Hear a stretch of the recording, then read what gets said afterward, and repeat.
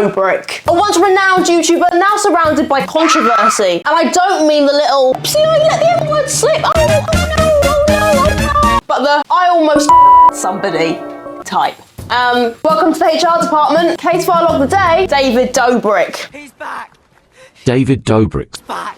I am joking. Please no more creators say the N-word. I do think it's bad. I'm black and I struggle to say it. To be honest, I do feel like I kind of lost that right when I added Sabrina Carpenter to my Spotify playlist. Anyway, after almost 3 years of avoiding the platform, David's returned with a video surprising his friends. You know, the ones he has left. Oh, look at that six-pack. Oh, that's actually quite scary. I was going through the comments of this video and they all seem fairly positive. It seems like the internet's suffering with a severe case of amnesia, so I thought this case file would be good to take a look back on, just to remind you of the massive pool of shite surrounding him. Imagine it's the year 2016. David was known as the head of the vlog squad, the coolest kids around, hanging with celebs, giving each other cool cars, being silly and goofy, blindfolding their mate and telling him he's going to get with his girl crush and then getting a 45-year-old man to French him. David, he's a very convincing person. He was very calm and he was just like, yeah, you know, like we just have this scene, you know, like I want you to like make out with Corinna. It's just like, yeah, no, I'm fine with making out with Corinna. Like, that's fine. I don't understand exactly what this bit's for, but I'm just trying to basically just get it over with, kind of start the make out, going on for a decent period of time. And after Jason pulls off his mask, and I realized that, you know, I just was touched by someone that, you know, I did not, you know, consent to. Very consensual. Can't lie, I kind of got a hand at David. I feel like he's kind of discovered the most lucrative form of content creation. Make a channel, put your name and face on it, don't actually do anything, make your friends the main source of entertainment, and then, don't pay them. Don't pay them. Take all the ad revenue and don't pay them. None of them got paid. Their payment was exposure. Wait, why don't people just do that more often? Get people to work for you and then don't pay them. Yes. Okay, yes. And you don't have to give them proper food either. You could just give them scraps to cut down on expenses. But yes, and you could dress them all in sacks, brown sacks, that you don't have to wash because you can't see the stains. So that's another expense. It's cats. And maybe, just hear me out here, maybe get these people from other countries. You get a boat, right? And you could ship them across. Sorry, I got a bit, I spiraled a little bit, it happens sometimes. Let's just continue.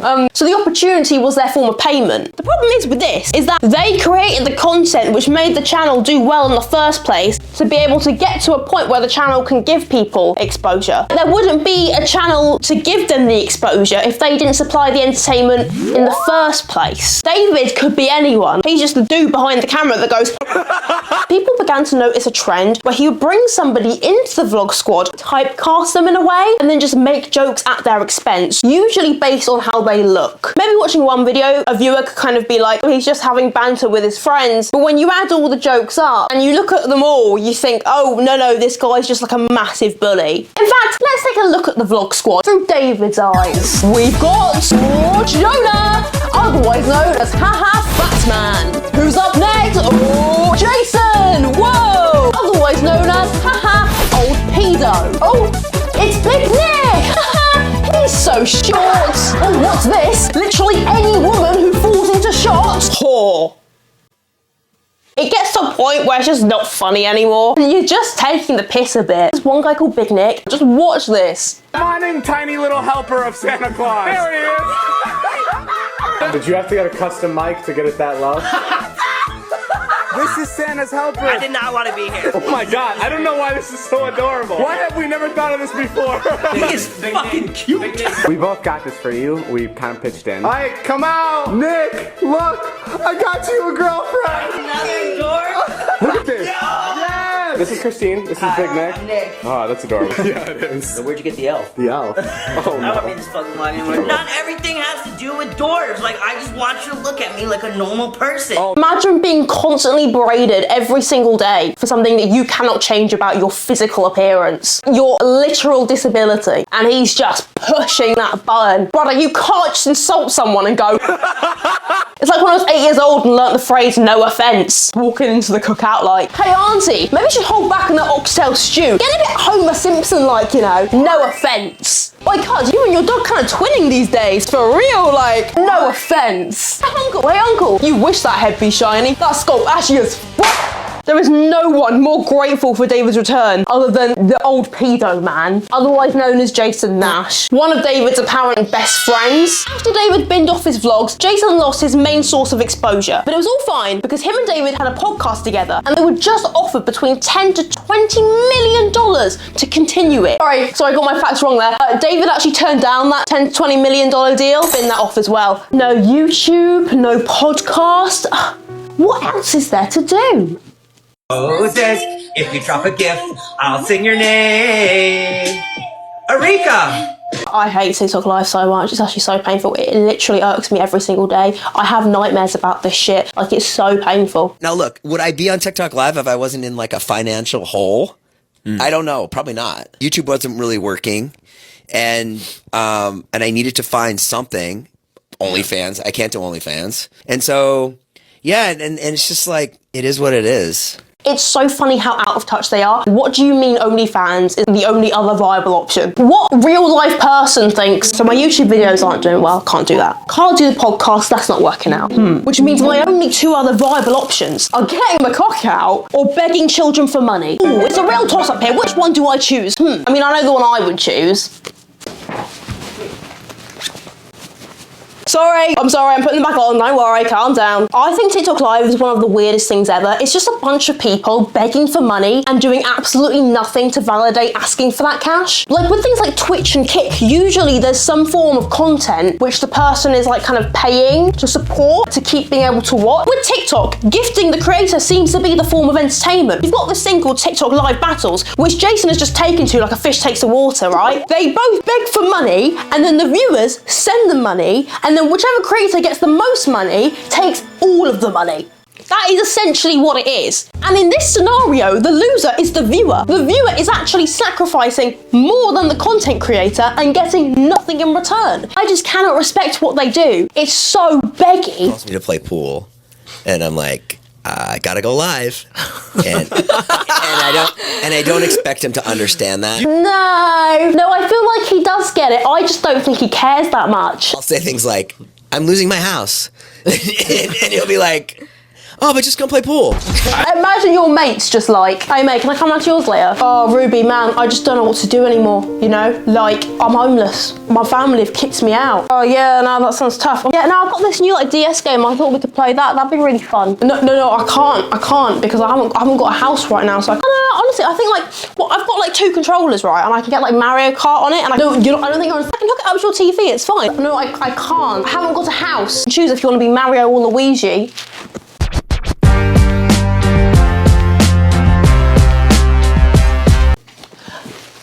You know, and then I'm sleeping on the streets. Hey mum, I'm going to Leo's house. I'm fighting for my survival every evening. Yeah, no, Leo's mum's totally fine with it. I mean, no, it's fine. Now this is where it gets a little bit more serious. Remember earlier when I said he almost killed someone? Yeah, this is the guy. This is Jeff Wittek. Back in June 2020, David, for a vlog, thought it'd be funny to tie his friends to an excavator and swing them around in the middle of a lake. Despite not having, you know, a license or like any prior experience handling that sort of machinery. What is the worst that could happen? At first, he just had people on surfboards going around. They were quite close to the water and it was going fairly slowly. But when it came to Jeff Wittek's turn, he flung him around with a way greater force than the rest of them. But I'm obviously not going to show the crash just because it's not very nice to watch, to be honest, and to be sensitive to Jeff. Then, mid-fling, it stops the excavator, smashing Jeff into the body of the machine. I don't think anyone should have agreed to take part in it, but obviously, David created the situation. He's kind of known for being a bit peer pressury. It seemed like people never want to say no to David because they're worried he's going to like cut them off or something, and then they won't get like the David Dobrik exposure or won't get a free car. But at this point, saying no would have literally changed Jeff's life. He tore leg ligaments, broke his foot, leg and hip. He shattered his eye socket completely and his skull in 9 different places. To this day, he is still having surgeries to recover. He's currently had over 8 surgeries. This has been devastating for him. So David said to Jeff that he would cover all medical bills, so Jeff did not have to worry about it. He could just focus on recovering. So you can imagine Jeff's surprise when he's come out of surgery, he's in recovery, all of a sudden he's got this letter to his door being like, oh mate, you've got a bit of debt that you owe, because a bill that was meant to be paid by Dobrik actually hadn't been paid, and it was under Jeff's name, marking his credit score and actually being a huge reason why he couldn't purchase a house a few months down the line. Meanwhile, David was living it up, and not even being subtle about it. He was posting all over his social media about how great his life was. This is not the first time somebody has been injured in one of David's videos. It was very apparent that it was a recurring theme that people would risk their lives or risk injury for the sake of these vlogs. And may I just remind you, they're not being paid. It seems to me that David is actually quite similar to the guy that I spoke about last week, where he has absolutely no regard for other people's lives and emotions. It's all about the views. It's all about the engagement. It's all about the money. And views them all as just pawns which he can use for financial gain. It's giving, and I don't mean to sound like Shane Dawson here. Hey, what's up you guys? Yes, it is me, the Fresh Prince of Bel-Air. Sociopath vibes. It really is giving raging narcissism. This weighs on me every fucking minute of every day of my life. Fuck, I'm so lame. I just can't get over it. It was the worst day of my life. I can never recover from something like this. I feel the weight of what happened every single day. What? It affects me emotionally, physically. I'll never ever be able to recover. What? Honestly, I don't know what I'm gonna do with my life. You literally shanked my 96-year-old nan. I know, my whole life ruined.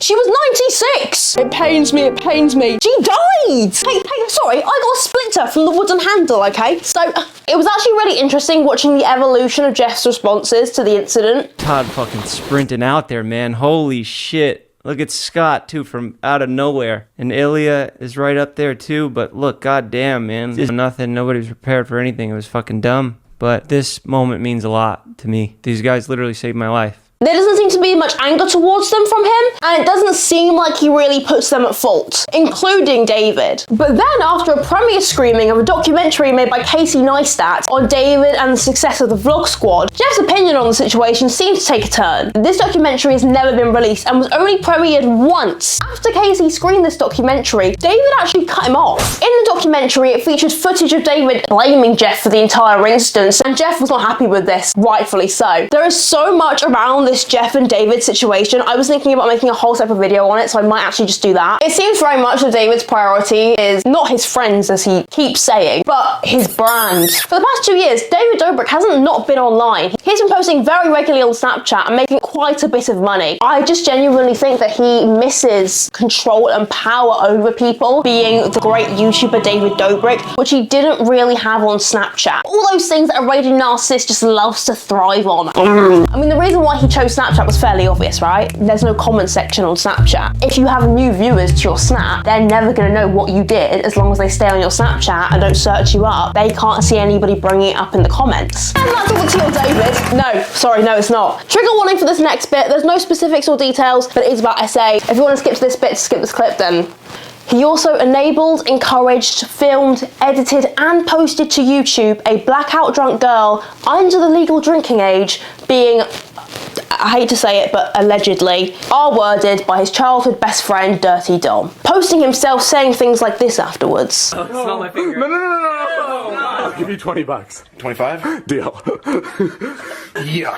Dom just had a threesome, and I think we're all going to jail. Oh, man. I think we're all going to jail. All right. That's it. Man. See you in 20 years. I don't know what's funny. Sorry, David, I'm not really getting the joke here. And the video was most likely monetized. Which means he'd profited off somebody's alleged R-word. It's gross, it's disgusting, and it's unforgivable, in my opinion. I don't get how people can see past this. If you guys want more specifics and details, then I'll link below the article. But it's all fine, guys, because he's got abs now! Hey, give up for the abs! Content creators, please, for the love of God, stop thinking you're gonna get away with something if you just get a six-pack. Mr. Beast, we're not forgetting. Cody Co, it's all up here, mate. How these creators think that they can just get away with literal murder. Sorry, second-degree manslaughter. And just, it's fine now, guys. I'm a skinny legend. It's case file time. That's right, with the files and the cases involved. It's case file time. Let's review the case. He exploits his friends, abandons his friends, is a massive bully, almost unalived his mate, then put his almost unalived mate in debt, then blamed his almost unalived, now in-debt mate for the incident which caused the mate to almost be unalived. Slut shames, is ableist, enabled, allegedly, an R-word, enables blatant assault, and looks fucking terrifying with a high muscle, low fat body ratio. And that's enough for me to class this case as a violation to the internet, and therefore should be fired. So, David Dobrik, you're fired. Hey guys! What's up? I'm Ruby, by the way, didn't introduce myself. This is actually the second episode of HR. I just want to say thank you so much for 100 subscribers. Sorry, I know that must sound so pathetic, but like, 100 is 100 of you guys? There's 100 guys in the department? Are you joking? Sorry, I'm buzzing. I'm actually so buzzing. I hope you guys enjoy the content, and if there's anything you want me to change, please let me know. If there's any topics you want me to talk about, let me know as well. Let me know. Let me know.